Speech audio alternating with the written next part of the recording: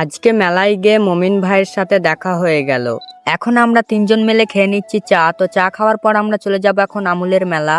তো এখন আমরা ঢুকে পড়ছি মেলার মধ্যে। আমরা কি বাইকটাকে মেলার মাঝে রেখে দেবো? তাহলে আবার আমাদেরকেও মেরে রেখে দেবে।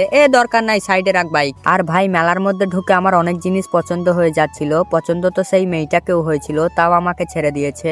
মানে আমার পছন্দের কোনো দাম নাই। আর ভাই মেলার মধ্যে শুধু বাচ্চাদের জিনিস আর মেয়েদের জিনিস। ভাই আমরা কি করতে এসেছি? মেলাতে ঘুরতে এসেছি? তাহলে ঠিকই ভেবেছো, কিন্তু ঘুরতে এসেছি আর দেখতে এসেছি। কিন্তু কি দেখতে এসেছি? মেলা দেখতে এসেছি ভাই। আর ভাই মেলা ঘুরতে ঘুরতে মমিন ভাইয়ের সাথে দেখা হয়ে গেল। আর মমিন ভাইকে কারা কারা চেনো অবশ্যই কমেন্টে জানাবে।